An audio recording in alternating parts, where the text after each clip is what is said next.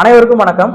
தமிழக வெற்றி கழகத்தினுடைய இரண்டாவது மாநாடு ஆகஸ்ட் 21 மதுரையில மிக பிரம்மாண்டமா நடக்க போகுது. அந்த மாநாட்டுக்கு 20 லட்சம் பேர் வரப்போவதாக தாவேகா நிர்வாகிகள் தெரிவிச்சிருக்கிறாங்க. ஏற்கனவே நடந்த முதல் மாநாட்டை நம்ம பார்த்தோம். அந்த மாநாட்டிற்கு வந்த கூட்டத்தை பார்த்து தமிழ்நாட்டில் இருக்கக்கூடிய மற்ற கட்சியின் தலைவர்கள் எல்லாம் பயந்துட்டாங்க, மிரண்டு போயிட்டாங்க அப்படின்னு சொல்லி விர்ச்சுவல் வாரியர்ஸ் எழுதிக்கிட்டு இருந்தாங்க. இப்போ யாரு ரொம்ப பயத்துல இருக்காங்க அப்படின்னு பார்த்தோம்னா, நாம் தமிழர் கட்சியின் தலைமை ஒருங்கிணைப்பாளர் அண்ணன் சீமான் அவர்கள் தான் ரொம்ப பெரிய அச்சத்தின் உச்சத்தில் இருக்கிறதாக தாவேகா நிர்வாகிகள் விர்ச்சுவல் வாரியர்ஸ் எழுதிக்கிட்டு இருக்கிறாங்க. ஏன் அப்படின்னா, நாம் தமிழர் கட்சிக்கு 36 லட்சம் பேர் ஓட்டு போட்டிருக்காங்க. 8.22% வாக்குகளை பெற்று அங்கீகரிக்கப்பட்ட மாநில கட்சியை நாம் தமிழர் கட்சி அசுர வளர்ச்சி அடைஞ்சிருக்கு. இப்போ விஜயின் வருகையால கட்சியில இருக்கக்கூடிய நபர்கள் எல்லாம் பிரிஞ்சு போய் விஜய் கூட சேர்ந்துருவாங்க அப்படின்னு விர்ச்சுவல் வாரியர்ஸ் தான் எழுதுறாங்க. அது அவனுங்களா எழுதல, தலைமை சொல்லி தூண்டிவிடப்பட்டு இவனுங்க எழுதப்படுறாங்க. மற்றபடி ஒண்ணும் இல்லை. ஏன்னா நாம் தமிழர் கட்சியில பயணிக்கக்கூடிய ஒவ்வொரு தனிநபருடைய குண அதிசயம் என்னன்னு தெரிஞ்சதுன்னா இவனுங்க இப்படி எழுத மாட்டானுங்க. மன உறுதி கொண்டவர்கள். 2 பெரிய திராவிட கட்சிகள் பணம் கொடுப்பாங்க, உங்களுக்கு இது பண்றோம் அது பண்றேன், சீமான் கட்சியை விட்டு பிரிஞ்சு வந்துருங்க, சீமானை பத்தி தப்பு தப்பா பேசுங்க, ஒரு வீடியோவுக்கு உங்களுக்கு 20,000 தரோம் 30,000 தரோம்னு விலை பேசுவாங்க. அப்படியும் கூட போகாத மன உறுதி கொண்ட நபர்கள் இந்த விஜய் சினிமா முகத்துல போயிடுவாங்க விஜய் பின்னாடி. அப்படின்னா இதை விட ஒரு பைத்தியகாரத்தனா எதுவும் இருக்காது. சினிமா நடிகர்கள் வரும்பொழுது, ஒரு செலிபிரிட்டி வரும்போது கூட்டம் கூடுறதெல்லாம் ஒரு சாதாரண விஷயம் தான். அதெல்லாம் ஓட்டா கன்வெர்ட் ஆகுமா அப்படின்னு கேட்டீங்கன்னா நிச்சயமா ஆகாது. இப்போ மகேந்திர சிங் தோனி இருக்காரு, அவருக்கு இல்லாத ஃபேன் பேஸா? உலகம் பூரா அவருக்கு ஃபேன் பேஸ் இருக்கு. ஃபுட்பால் பிளேயர் ரொனால்டோ இருக்காரு, மெஸ்ஸி இருக்காரு, அவங்களுக்குலாம் இல்லாத ஃபேன் பேஸா? ஆபாச நடிகை சன்னி லியோன் இருக்காங்க, அவங்களுக்கு இல்லாத ஃபேன் பேஸா? சொல்லுங்க. ஃபேன் பேஸ் இருக்குங்கிற காரணத்தினால கட்சி ஆரம்பிக்கணும்னா சன்னி லியோன்லாம் உலகம் முழுக்க கட்சி ஆரம்பிச்சிருக்கணும், ரொனால்டோலாம் உலகம் பூரா கட்சி ஆரம்பிச்சிருக்கணும். சரிங்களா? கட்சி ஆரம்பிக்கிறதுக்கு ஃபேன் பேஸ் தேவையில்ல, கொள்கை தான் தேவை. சீமான் பயத்துல இருக்காருன்னு சொல்றீங்களே, எந்த தார்மீகத்துல நீங்க இதெல்லாம் சொல்றீங்க? 2016ல சரி கொள்கைகளை சொல்றாரு. 1.1% ஓட்டு, அதாவது 4.5 லட்சம் ஓட்டு தான் நாம் தமிழர் கட்சிக்கு விழுது. இப்ப 2024 8.22% 36 லட்சமா உயர்ந்திருக்கு. 2016ல யாரு தெரியுமா ஆளுமை? தமிழ்நாட்டோட ஆளுமை அம்மையார் ஜெயலலிதா. 11ல இருந்து அவங்க இறக்கும் வரை அவங்க முதலமைச்சர் தான். கலைஞர் உயிரோட இருக்காரு. அம்மையார் ஜெயலலிதா, கலைஞர், இவர்களிடம் பயப்படாத அண்ணன் சீமான் அவர்கள் இன்னைக்கு விஜயை பார்த்து பயப்படுறாராம். விஜயின் வருகை, அரசியல் வருகை எங்களுக்கு எந்தவித தாக்கத்தையும் பாதிப்பையும் ஏற்படுத்தாது.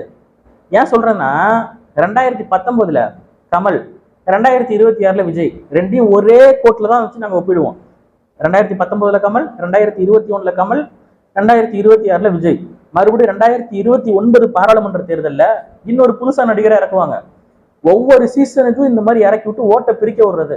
தமிழ்நாட்டோட இந்த தேர்தல் அரசியல் வரலாற்றை பார்த்தோம்னா 2016ல இருந்து 2026 வரைக்குமே நம்ம எடுத்துப்போமே, 4 பக்கம் ஓட்டு சிதறும் பொழுது திராவிட 2 பெரிய திராவிட கட்சிகளுக்கு மிகப்பெரிய ஏதோ ஒரு கட்சி ஜெயிக்கிறதுக்கு வாய்ப்பு அமையுது.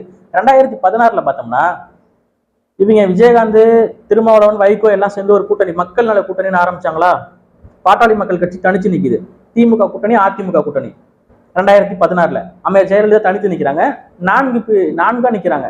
அப்போ அம்மையார் ஜெயலலிதா அவர்கள் வெற்றி பெறாங்க. 2019 பாராளுமன்ற தேர்தல், கமல், அதிமுக கூட்டணி, திமுக கூட்டணி, நாம் தமிழர் கட்சி தனித்து. நாடா இருக்கா? அப்ப திமுக பாராளுமன்ற தேர்தலில் பெரிய அளவுக்கு வெற்றி பெறாங்க. 2021 சட்டமன்ற தேர்தல், அதிமுக கூட்டணி, திமுக கூட்டணி, நாம் தமிழர் கட்சி தனிச்சு, இன்னொரு ஆள் யாரு? கமல்.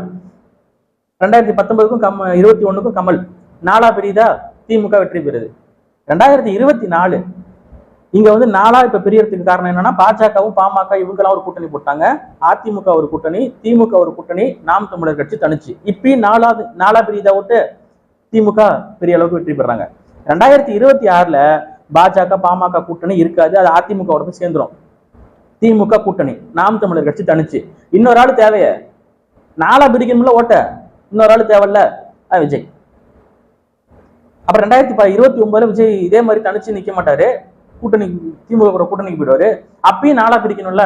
சூர்யா இப்பதான் ரெடி பண்ணிட்டு இருக்காங்க, நடிகர் சூர்யா அவர்களை ரெடி பண்ணிட்டு இருக்காங்க. அதுக்கு 2029, 31 ஒவ்வொரு காலகட்டத்துக்கும் ஒவ்வொரு நடிகர் எப்பவுமே இறக்கிக்கிட்டே இருப்பாங்க.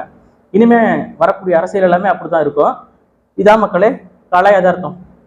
இதுல விஜயை பார்த்து சீமான் பயந்துட்டாரு. சீமான் அண்ணனுடைய கொள்கை தத்துவத்துக்கு கால் கட்ட விரல் அதுல ஒரு முடி இருக்குல்ல, அதுக்கு கூட ஆரம்பிட்டாரு. உண்மையாகவே தாவேகா முதல் மாநாடு நடத்தினாங்கல்ல, அதை பார்த்து எல்லாருமே பயந்தாங்க தான். நான் கூட பயந்தேன். கூட்டத்தை பார்த்து இல்ல, கூமுட்டைத்தனமான கொள்கைகளை பார்த்து. தமிழ் தேசியமும் திராவிடமும் என்னுடைய 2 கண்ணுன்னு இருப்பாரு. இந்த கண்ணு திருட சொல்லும், இந்த கண்ணு திருடக்கூடாதுன்னு சொல்லும். திராவிடம் திருட சொல்லும், தமிழ் தேசியம் திருடக்கூடாதுன்னு சொல்லும். ரெண்டும் ஒண்ணுதான். நாங்க யாரையும் பிரிச்சு பார்க்க விரும்பல. சும்மா ஊனு கத்துனாதான் இங்க புரட்சி பண்ண வந்தவங்க சில பேர் நினைச்சுறாங்க. அதெல்லாம் நமக்கு செட் ஆகாது. அது மட்டும்தான் உங்களுக்கு செட் ஆகாதுன்னு இல்லை, பொதுவா அரசியலே உங்களுக்கு செட் ஆகாது. ஏன்னா ஒரு ஆணவ படுகொலை நடந்திருக்கு, அதை கண்டிக்க கூட முடியவில்லை நடிகர் விஜயால் அப்படின்னு அண்ணன் திருமாவர்கள் முதற்கொண்டு எல்லாருமே குற்றச்சாட்டு வைக்கிறாங்க. ஒருத்தன் ஆதிக்க சிந்தனையில போய் என் வீட்டு பெண்ணை நீ எப்படா காதலிச்சுன்னு வெட்டுறான், இது தவறு அப்படின்னு சொல்றதுக்கு கூட விஜயால முடியல. இப்ப அதே தென் மாவட்டத்துல மதுரையில தான் மாநாடு போடுறீங்க. விஜய் அவர்கள்ட்ட எல்லாருமே இந்த ஒரு சவாலை விடுங்க, முடிஞ்சா அந்த மாநாட்டுல அந்த ஆணவ படுகொலையை கண்டிச்சு பேச சொல்லுங்க பார்க்கலாம். மதுரையில முடியாது, விஜயால் பேச முடியாது. தென் மாவட்டங்கள்ல எந்த சமுதாயம் மெஜாரிட்டியா இருக்காங்கிறது விஜய்க்கு தெரியும்.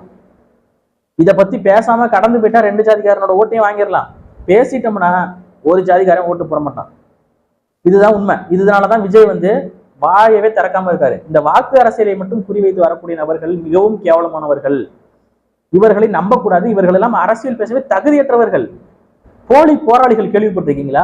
நடிகர் சூர்யா, சத்யராஜ், பிரகாஷ்ராஜ், அப்புறம் அந்த பெரியாரிஸ்டுகள், இவங்கெல்லாம் அந்த தூய்மை பணியாளர்களுக்காக குரல் கொடுத்தாங்களா? குரல் கொடுக்கல. ஏன்? திமுக வர வேண்டியது வராம போயிடும். அப்ப இவங்க எல்லாம் நோக்கம் இல்லாத, தத்துவம் இல்லாத தற்குறிங்க. பணத்தை மட்டுமே நோக்கமா வச்சுக்கிட்டு சுத்திக்கிட்டு கூட்டி தற்குறிங்க. மக்கள் இங்க போராடிக்கிட்டு இருக்கிறாங்க, அதுக்காக குரல் கொடுக்கல. அப்ப இவங்கள மாதிரி ஆட்கள்லாம் அரசியல் பேசுவதற்கு தகுதியற்றவர்கள். இவர்கள் மிகவும் ஆபத்தானவர்கள். எந்த காலத்திலையும் மக்களுக்கு ஒரு பிரச்சனை வரும்போது மக்கள் பக்கம் நிக்க மாட்டாங்க. காசை வாங்கிக்கிட்டு கம்முன்னு இருப்பாங்க.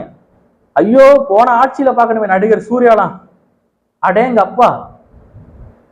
அப்புறம் ஜீவா, நடிகர் ஜீவா, எப்பப்பா அந்த கார்த்திக், சத்யராஜ் இவங்க எல்லாம் பண்ண அலப்பற இன்னைக்கு எங்கதான் இருக்காங்கன்னே தெரியல. ரஞ்சித்லாம் சில டைம்ல ரஞ்சித்தோட பேச்செல்லாம் கேட்டு எப்பா ஒரு மேடையில கொந்தளிச்சு பேசியிருப்பாரு பாருங்க. தெருவுக்கு ஒரு ஜாதி இருக்கு, எத்தனை நாள் ஏமாத்த போறீங்க தமிழன் தமிழன் தமிழன்ட்டு அப்படி எப்பா இப்ப எங்கதான் இருக்காங்கன்னே தெரியல. அதனால விஜயை பார்த்து சீமான் பயப்படுறாரு அப்படின்னு இந்த விர்ச்சுவல் வாரியர்ஸ் எழுதுறதெல்லாம் கொஞ்சம் நிறுத்திக்கணும். ஏன்னா இந்த கத்தி பட பிரச்சனை, தலைவா பட பிரச்சனை, சர்க்கார் பட பிரச்சனை, இந்த பிரச்சனைக்கெல்லாம் தளபதி பம்மிக்கிட்டு வீட்டுக்குள்ள அணில் குஞ்சு மாதிரி குந்தி இருந்தாரு. அப்பெல்லாம் அண்ணன் சீமானவர்கள் வெளியில ஓப்பனா பிரஸ் மீட் வச்சு எவ்வளவு குரல் கொடுத்திருப்பாரு, எவ்வளவு பிரச்சனைகளை காப்பாத்தி விட்டுருப்பாரு. இன்னைக்கு விஜய் எல்லாம் உச்சத்துக்கு வந்திருக்காரு அப்படின்னா அதுக்கு அண்ணன் சீமான் அவர்களும் ஒரு பங்கு ஆற்றியிருக்கார். ஏன்னா என்னைக்கு இந்த அரசியல் ஆளுமைகள்லாம் விஜயை முடக்க பார்த்தாங்க. அன்னைக்கு என் தம்பியை தொடணும்னா என்னை தாண்டி தான் தொட முடியினாரு. வருமான வரித்துறை தூக்கிட்டு போய் விஜய் வச்சு கார் கூட வச்சு மிரட்டியதாக இடையில ஒரு செய்தி கேள்விப்பட்டிருப்பீங்க. அப்ப அண்ணன் சீமான் அவர்கள் தான் குரல் கொடுத்தாரு, முடிஞ்சா என் வீட்டுக்கு ரைட போடு, ஏன் தம்பியை மிரட்டுற, அவன் தான் ஒழுங்கா தானே வரி கட்டிக்கிட்டு இருக்கிறான் அப்படின்னு சொல்லி விஜய்க்காக குரல் கொடுத்தாரு. அப்படி அண்ணன் சீமான் அவர்களுடைய குரல் இல்லை என்றால் விஜயை இந்த அளவுக்கு உயரத்துக்கு வர விட்டுருப்பாங்களா அந்த அரசியல் ஆளுமைகள் அப்படிங்கிறதே ஒரு சந்தேகத்துக்குரிய விஷயம்தான். அப்பெல்லாம் விஜய் அவர்கள் அந்த வீராவேசம் இருக்குல்ல, அதான் சினிமாவில் மட்டும்தான். வீட்டுக்குள்ள போயிட்டா அனில் தான்